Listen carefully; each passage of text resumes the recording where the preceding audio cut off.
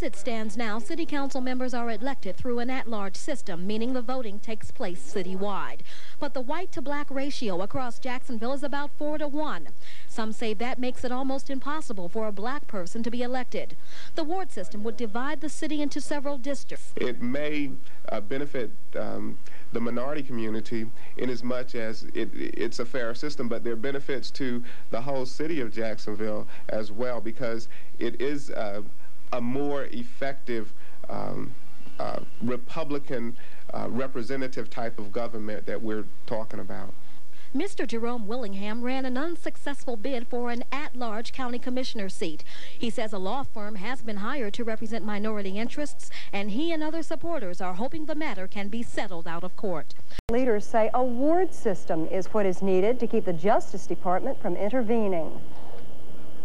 I think at this point that we have taxation without representation in the city of Jacksonville. That's the feeling of blacks who want Jacksonville to change the way their council is elected.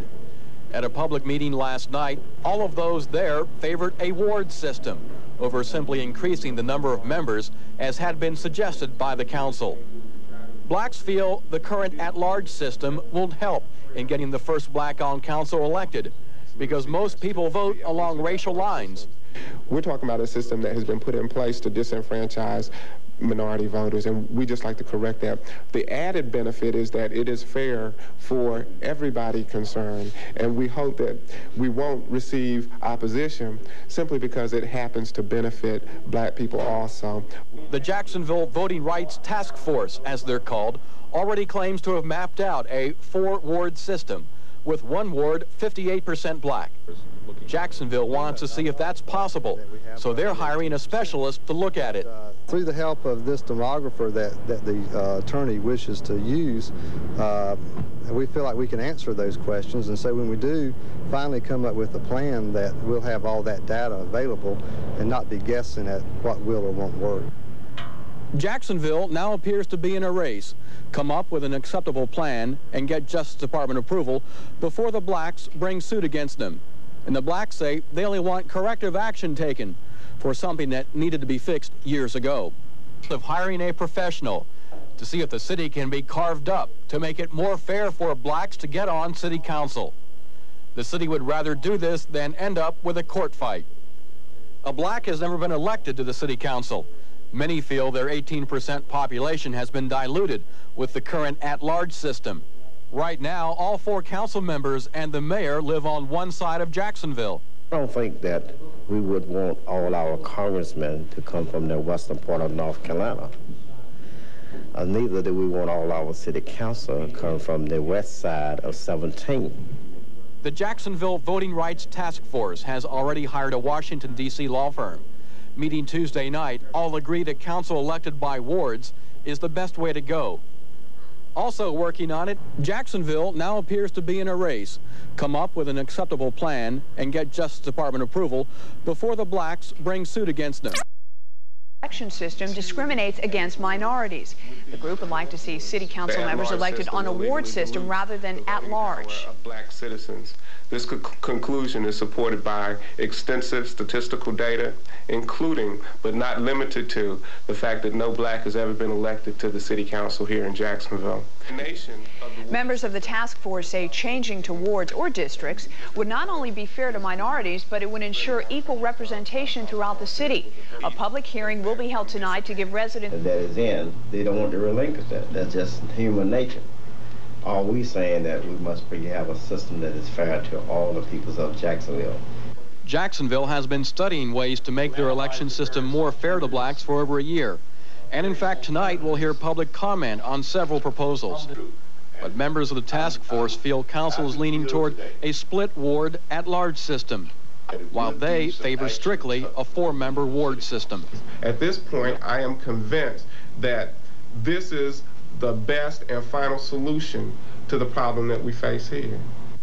The filing of the lawsuit does not surprise Jacksonville, who expected the legal action. And as far as 20 years of broken promises, the Jacksonville mayor says they are the first council to take up the black issue. Even with the filing of the lawsuit, Jacksonville Council will still hear tonight public comment on which option they should take, while no decision is expected for at least a couple of weeks. For the news leader in Jacksonville, I'm Bill Wilson. It was filed, calling the way of election there unfair. The problem very apparent tonight. Not even the blacks agree on the best way to get blacks elected. A late report tonight for you from Bill Wilson. Blacks, speaking for Jacksonville City Council, appear to be split on what type of council they'd like. A 4-ward system or a combination ward at-large system with 6 members. Those who filed suit against the city favor the 4-ward setup. I'm still friends with members of the council, and I want them to know that. But business is business, and we've been waiting 28 years to have a black elected, and we just can't wait through another year. Those in the Voting Rights Task Force appear to make up about half of the blacks present. Others favor the split system that's being endorsed by several council members. We felt that if we use ward system, there are going to be some areas left out.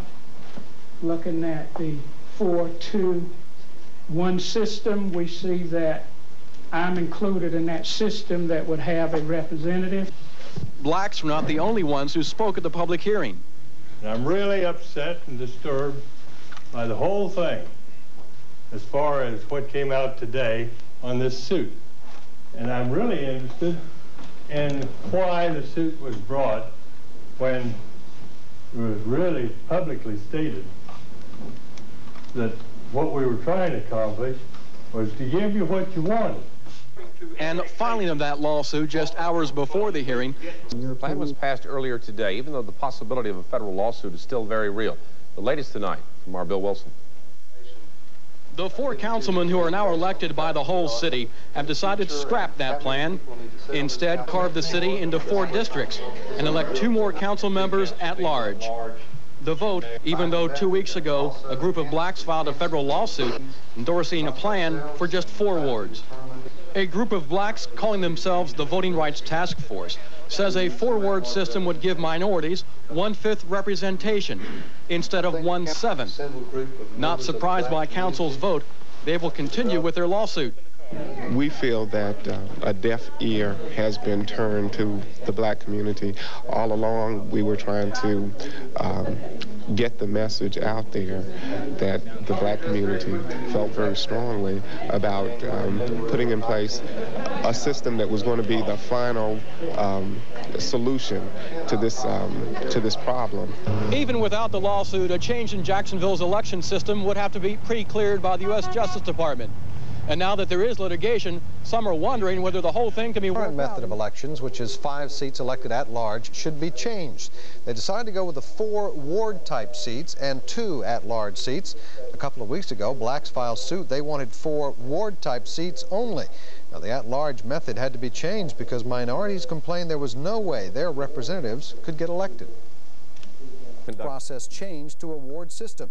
Now that it is, he wants to be on the city council. I have some particular concerns, and I'm concerned about the residential communities and the quality of life and the standard of services that the residential communities are experiencing. And His leader, his primary concerns are rezoning and development downtown. I'm concerned about the residential communities and the quality of life and the standard of services that the residential communities are experiencing. And I think zoning has a lot to do with that. I'm concerned about downtown redevelopment, but I think that if the residential communities are improved, then that will have a trickle-down effect, if you will. In Ward number 1, newcomer Jerome Willingham defeated Joe McGuire Booker. The Voting Rights Task Force sued the city over its at-large election system. In reviewing the case, a federal judge ruled in favor of the group and ordered the city to pay their attorneys legal fees. The victory that we have gained today, or when the judge signed his order, will benefit generations to come. And it's more than just a personal victory. It's a victory for the Constitution. The city has changed its at-large system with the creation of 4 wards, and ironically, 2 newly elected council members are also members of the task force. Sued against the city in 1989 and then dropped it before this year's election because the city agreed to a ward system. Now a judge has ruled they were right. Jerome Willingham was elected to the city council under the new system. I feel even more satisfied than I did when I was successful in the election.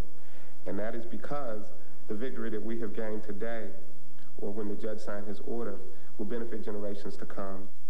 The court decision also means the city might have to pay the task force's legal expenses, perhaps as much as $170,000. The court will determine just how much the city... Drew Booker by over 160 votes. We thought that there would be a higher voter turnout, but I believe in Ward 1 we had a higher percentage than any other ward, so I'm proud of that, and I'm proud of the supporters and the support that I got in Ward 1.